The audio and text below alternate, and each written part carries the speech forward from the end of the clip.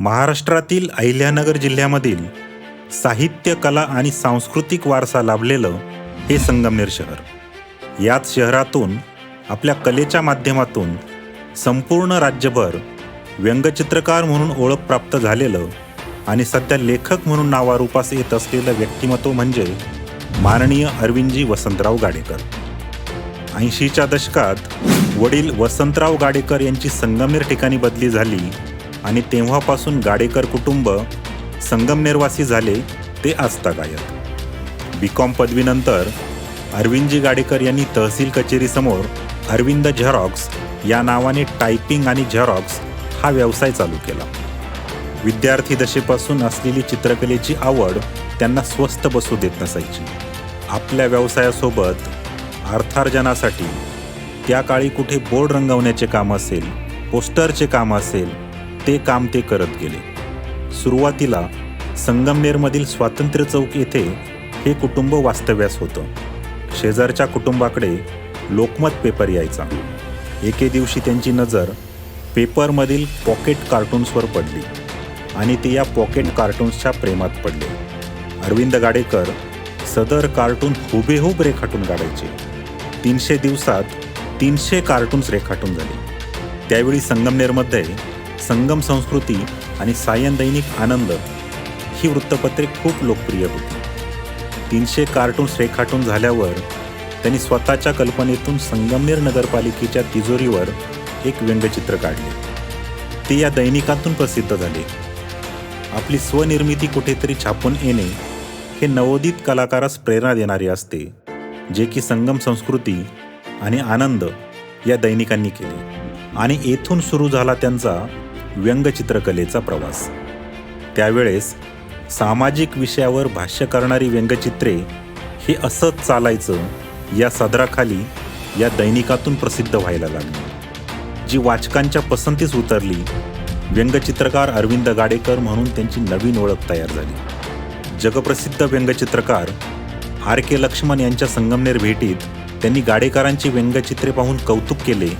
त्यांची ही कौतुकाची आणि शाबासकीची थाप त्यांच्या प्रवासात ऊर्जा देणारी आहे. शिवसेनेचे संस्थापक व व्यंगचित्रकार बाळासाहेब ठाकरे यांच्या प्रेरणेतून स्थापन झालेल्या कार्टूनिस्ट कंबाईन या संस्थेच्या खजिनदारपदी त्यांची वर्णी लागली.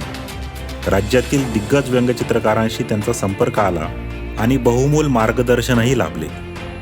कार्टूनिस्ट कंबाईन आयोजित राज्यस्तरीय व्यंगचित्र प्रदर्शनात त्यांच्या चित्रांची निवड व्हायला लागली. मुंबई, नागपूर, पुणे, ठाणे, कोल्हापूर, नाशिक अशा अनेक प्रमुख शहरांत व्यंगचित्र प्रदर्शनात त्यांची चित्रे झळकू लागली.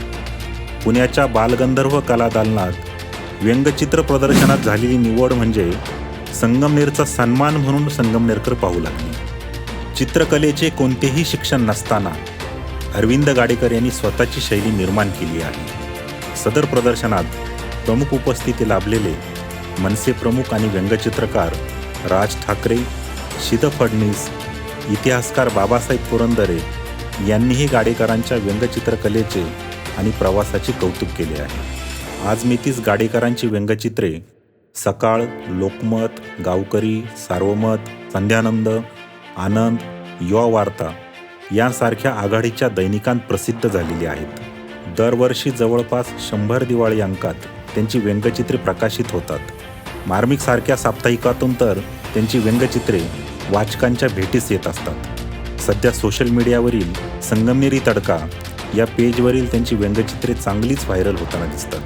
धावपळीच्या जीवनशैलीत ताणतणावातून मुक्त होण्यासाठी गाडेकरांचं व्यंगचित्र पाहिलं की चेहऱ्यावर हसू उमटतं आणि समस्यांचा विसर पडतो. या अगोदर गाडेकर यांची हास्यजरा आणि सासू व्हर्सेस सून ही व्यंगचित्रावर आधारित पुस्तके प्रकाशित झालेली आहेत, जी वाचकांच्या पसंतीस उतरलेली आहेत. ज्या कलेने मान वाढवला त्याच कलेने त्यांना अनेक सन्मानही प्राप्त करून दिलेत, ज्यात अनेक राज्यस्तरीय पुरस्कारांचा समावेश आहे. 11,000 व्यंगचित्रे साकारली म्हणून महाराष्ट्र बुक ऑफ रेकॉर्ड यामध्ये त्यांची नोंद करण्यात आली आहे. मागील वर्षी 12,200 व्यंगचित्रांचा टप्पा पार केल्याबद्दल लंडन येथील आंतरराष्ट्रीय संस्थेने global book of excellence England हा अवॉर्ड मुंबई येथील दिमागदार कार्यक्रमात प्रदान करण्यात आला. आपल्या व्यग्रतेतून समाजभान जपताना अनेक सामाजिक संस्थांशी गाडेकर जोडले गेलेले आहेत. यामध्ये संगमनेरमधील आधार फाउंडेशन, अंधश्रद्धा निर्मूलन समिती, इतिहास संशोधन मंडळ या संस्थेच्या सदस्यपदी तर संगमनेर साहित्य परिषदेचे विद्यमान अध्यक्षपद ते भूषवत आहेत. मनुष्यातील कुतूहल जिवंत असलं की शिकण्याची द्वारे आपोआप उघडतात असं म्हटलं जातं, जे अरविंद गाडेकर यांना तंतोतंत लागू होतं. वयाच्या 60व्या वर्षी त्यांनी पत्रकारिता अभ्यासक्रमास प्रवेश घेतला, जेथे त्यांचा वाचन व लिखाणाकडे कल वाढला. स्वतःची जोरदार निरीक्षण शक्ती, वाचनाची आवड, दररोज घडणारे प्रसंग लिहिण्यास उद्युत करीत राहिले. जे अनुभवलं, मनाला भावलं ते कागदावर उतरायला सुरुवात झाली. ललित लेख म्हणून अनेक दैनिकांनी तर कधी स्वतःच्या सोशल मीडिया पेजवरून हे लेख वाचकांपुढे आले. वाचकांच्या खूप चांगल्या प्रतिक्रिया समोर येत गेल्या आणि याचाच परिपाक म्हणजे व्यंगचित्रकार आणि आता लेखक म्हणून नावारूपास येत असलेलं अरविंद गाडेकर यांचं मनातलं पानावर हे पुस्तक.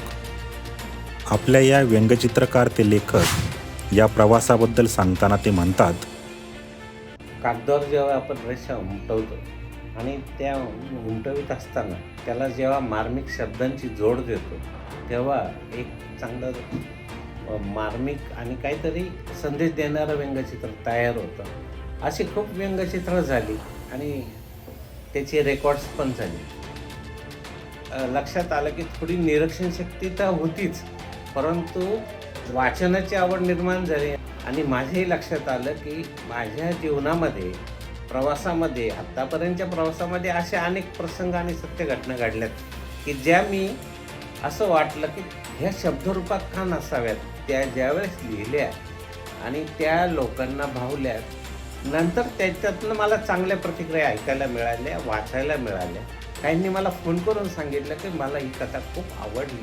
म्हणजे जर आपण इतक्या चांगल्या कथा लिहित असू, आणखी लिहिण्यासाठी आपल्याला जर अशा प्रतिक्रियांची दाद मिळत असेल तर मग आपण या कथांचं पुस्तक का करू नये. मग त्याच सगळ्या पाठबळामुळं, वाचकांच्या पाठबळामुळं मी हा कथासंग्रह केला मनातलं पानावर.